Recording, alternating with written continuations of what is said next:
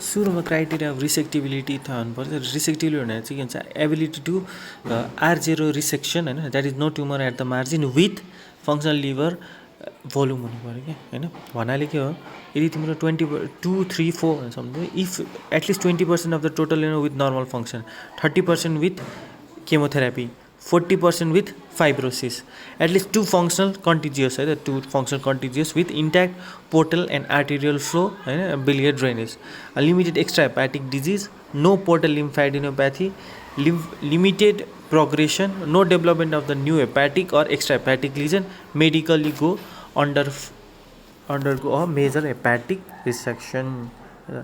त्यसपछि अब next what is important is this picture. यो पिक्चर चाहिँ you must have to fill in by heart. खासै केही छैन यसमा, के भन्छ 3टा क्लासिकल एप्रोच भनेर देखाएको छ।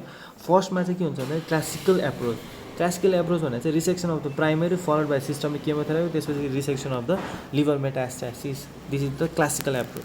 सेकेन्ड भनेर चाहिँ साइमल्टेनियस रिसेक्सन, पहिला सुरु एडजुवेन्ट थेरापी साइमल्टेनियस रिसेक्सन गर्ने, त्यसपछि केमोथेरापी दिने। थर्ड एप्रोच भने चाहिँ liver first approach. Liver first एप्रोचमा चाहिँ रिसेक्सन अफ द लिभर, त्यसपछि सिस्टमिक केमोथेरापी, त्यसपछि के हुन्छ प्राइमरी ट्युमरको के हुन्छ रिसेक्सन हुन्छ है त। अब यो 3टा बाहेक अर्को प्रिफर्ड एप्रोच भनेको चाहिँ के हो भन्दा न्यू एडजुमेन्ट दिने, युजली 70 to 40% एकदम राम्रो गर्छ होइन। अनि then we will have the resection of the liver metastasis simultaneous, then resection of the primary tumour and adjuvant systemic chemotherapy. So if there is unresectable, then go for new adjuvant systemic chemo radiotherapy होइन। न्यू एडजुमेन्टमा चाहिँ 2टा trial एकदमै important छ। यदि तिम्रो ट्रायलमा if there is this trial crystal trial होइन, क्रिस्टल ट्रायलले चाहिँ के भन्छ भन्दाखेरि कम्बाइन फोल्फिरी र सिटोक्सिम्याबसँग कम्बाइन गर्यो भने चाहिँ 3.7 to 7% तिम्रो रिसेक्सन हुने चान्सेस हुन्छ, R0 नै रिसेक्सन हुने चान्सेस हुन्छ होइन।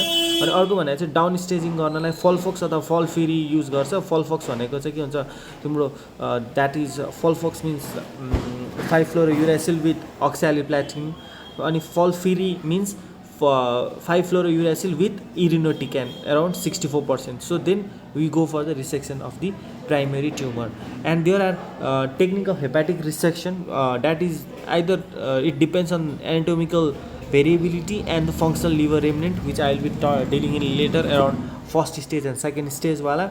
And then adjunct means we have to go with microwave ablation or radio frequency. If radio frequency is used, then there will be progression free survival which will be increased from 10 to 27% and 5-year survival from 5 to 43%. So technical aspects भनेको चाहिँ के हुन्छ 2टा अघि नै लिनुपर्ने। Non anatomical resection गर्न सकिन्छ, अर्को चाहिँ के हुन्छ 2 स्टेज हेपाटेक्टोमी। 2 स्टेज हेपाटेक्टोमी गर्दाखेरि चाहिँ के हुन्छ अब एकदमै लार्ज भोल्युम ट्युमर छ अथवा तिम्रो बाइलोब दुवै लोबमा के हुन्छ इन्भल्भमेन्ट छ भने चाहिँ यु गो फर 2 स्टेज है त। 2 स्टेज दुवैतिर भयो भने सो 2 स्टेजमा के गर्छ भन्दाखेरि पहिला सुरुमा चाहिँ के हुन्छ सबसे सानो यतातिर लेफ्ट लोबलाई के हुन्छ उडाइदिन्छ। So we go for left lobe के हुन्छ उडाइदिने, त्यसपछि के हुन्छ यहाँ भएको के हुन्छ पोर्टल भेनलाई लाइगेट गरिदिने। Right portal vein is ligated and embolize post operatively. त्यो भयो भने चाहिँ के हुन्छ फ्युचर यो जति पनि लिभर रेमिनेन्ट छ त्यो चाहिँ के हुन्छ तिम्रो ठुलो भइदिन्छ है, जति बाँकी छ त्यो चाहिँ के हुन्छ ठुलो भइदिन्छ। देन इन्टरभल सिटी के हुन्छ 4 to 6 weeks पछि गर्ने, then you go for the operation second stage operation है त।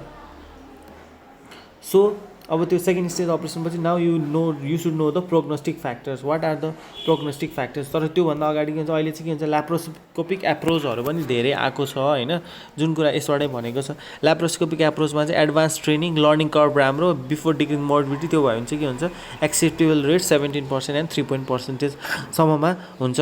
अनि you should know the prognostic factors. Prognostic factors भनेको चाहिँ लिभरको सधैँ के हुन्छ CEA ग्रेटर देन 30, 3 4 जा 12 सम्झिनु पऱ्यो। 12 महिना भनेपछि लिभरमा पनि के हुन्छ 12 future 12 tumour greater than 4 centimetre, अनि के हुन्छ 12 साइकल अफ केमोथेरापी, अनि ऱ्यापिड प्रोग्रेसन भएको छ भने यु क्यानट डु इट है।